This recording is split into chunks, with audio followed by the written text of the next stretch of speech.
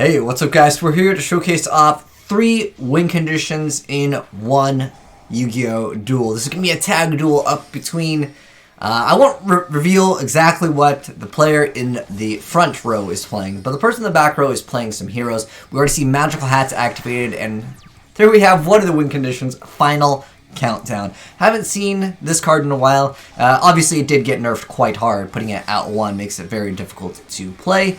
But yeah, you have to wait so many turns for it.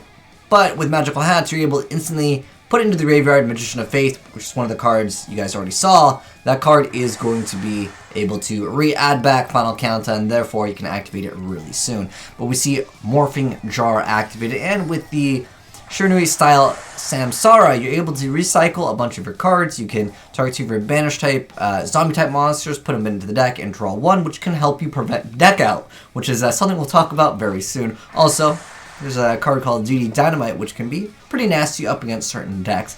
But we have that young Magician of Faith getting ready to add back that Final Countdown, which is one of the win conditions here. Then we see Metaverse activated in response. It's going to go ahead and add Hidden City, Magician of Faith activating its effect, getting Final Countdown, taking 27 to the face over here. But we've got these Subterror Zombies. That's I think what I want to call one of the decks here, because it is a tag duel. But it looks like these guys are doubling up on the, I guess, bonuses. Like when you play tag duels and 2 people double dip, usually they have a pretty big advantage. Because obviously you're able to utilize your opponent's cards much better than you can with other decks. Like specifically Quacky Meteors is one of the worst decks. If you're going into a tag duel and you're playing Quacky Meteors, good luck, man. But he has that pot of Acquisitiveness, which is going to reset the Malleys, which is quite nice. So he's going to go ahead and use the Shiranui style Samsara over here. And that's going to be able to basically make it so he doesn't take any damage by banishing one of his face-up zombie monsters. And then we've already got Final Countdown up on play, so again, that's one of the win conditions. So the hero player's got quite a bit of stuff over here. You can see he's going to go ahead and activate the Fiendess, but unfortunately that is going to get debunked, but he's going to go ahead and attack over the Guru. But Waboku here to protect him, save the day. Waboku, such a skill-based card in Final Countdown that we have the Soul Absorption, so we're going to start gaining a bunch of life points here very soon, because, well, lots of cards will be getting banished.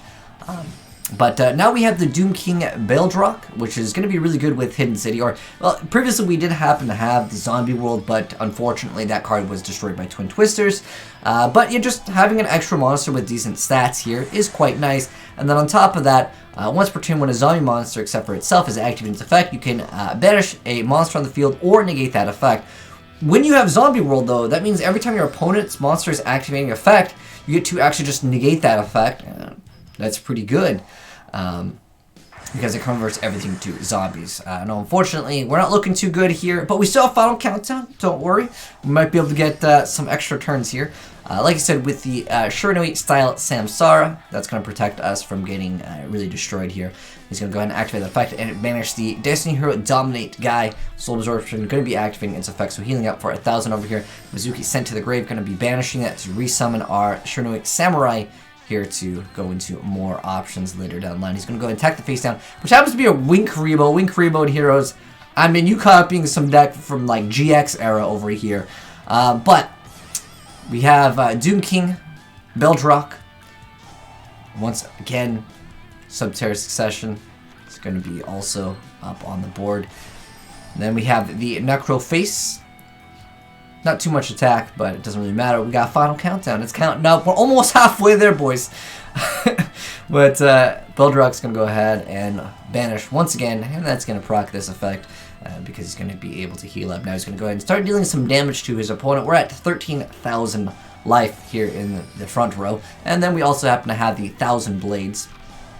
Then we see Desert Sunlight activated. So he's going to go ahead and move all of them. And we also see the DD Dynamite activated over here, which can inflict 300 damage to your opponent for each of their removed from play cards.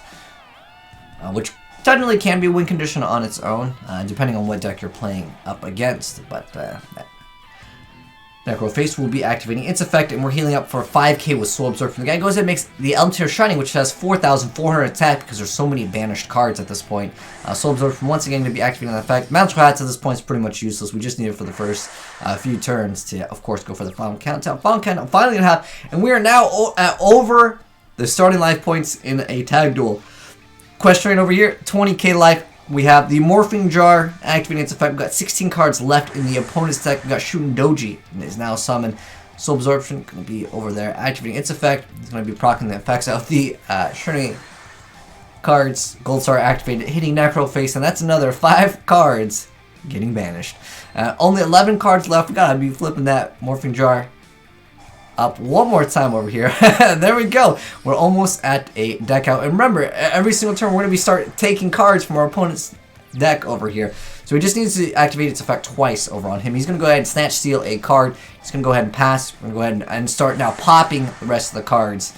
And this is pretty dirty because his opponent doesn't really have any options. At this point, it's pretty much over. We've got 12 on final countdown.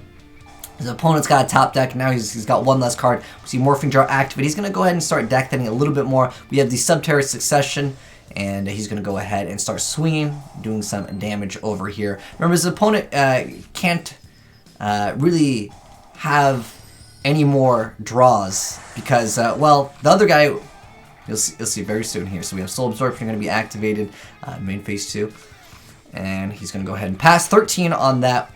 And then instantly, Red Duel is going to go ahead and activate its effect. Vion's going to go ahead and send a card to the graveyard. But you don't want to really do that anymore because, well, you've only got 6 cards left. So that pretty much means 5 more off of the Morphing Jar. And then just Red Duel is going to be 1 more card. And at that point, well, that's game over for you. And we've already got final countdown. And dude, we got 27k life points. Like, this guy just got destroyed by these 3 different win conditions. And he's going to go ahead and everything's going to get board wiped at this point. But we're going to go ahead and Red Duel, steal another card, and then we're going to go ahead and attack our opponent for game. How do you want it to continue on? He would have won by so many different ways, guys. I mean, look at how this duel ended up. Okay, the guy has 5 cards left. Obviously, Red Duel would start absorbing cards every single turn, and then if we recycled that jar, that's game over for that player. And on top of that, we still have final countdown. So this guy, he got beat down. He basically got final countdown. I mean, he's got 27,000 life, and well, I mean, all you've got is what? Normal summon this, hope that this goes through. But there's too much life points. You're not going to be able to really do too much at that point. And then again, we also have, so yeah, like I said, deck out, destroyed by battle, and the other guy technically healed up so much that, like, good luck actually finishing off your opponent. So yeah, deck out, final countdown, and just getting regular, like, L.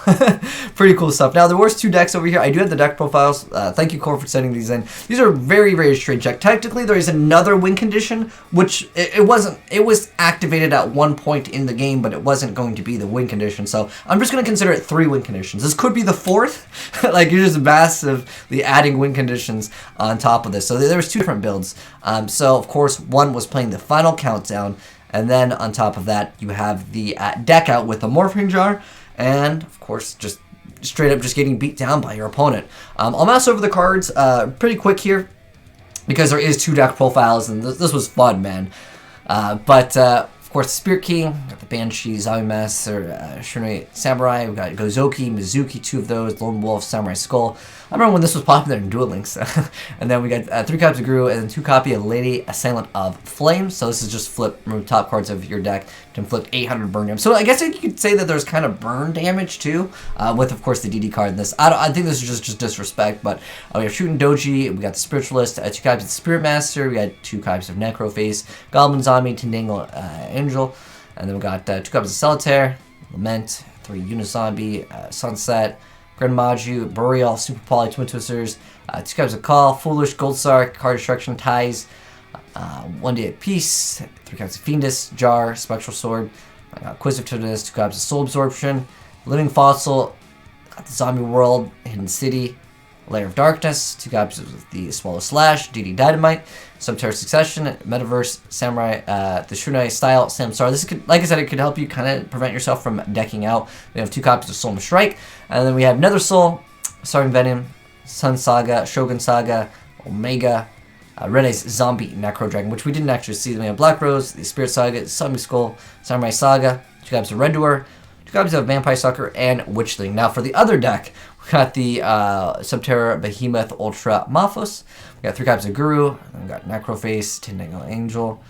And then we got Lilith, and we got the Guard Dog, of course, Sangan. Now this is a card I did briefly see, but it's a flip effect that makes it so your opponent cannot activate any spells or traps for the rest of this turn, so you can go for OTKs, although, I don't know, I mean, this guy just straight up disrespecting his opponent.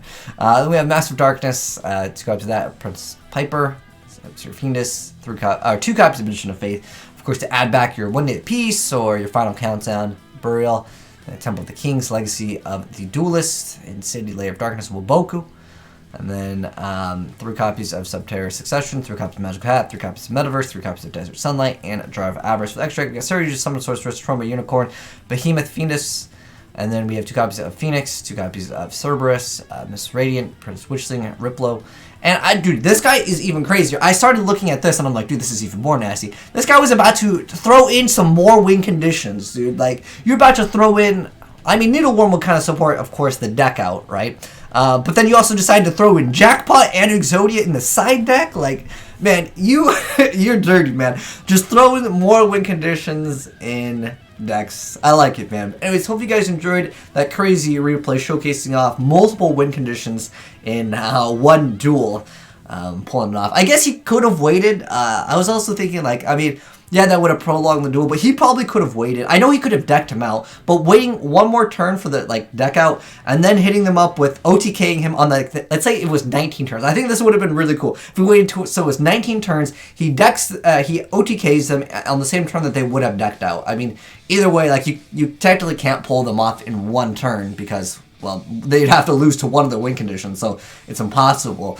But, of course, I like seeing it, dude. I like seeing that, like, he was able to basically win with 3 different win conditions in one duel, or the tag duel here.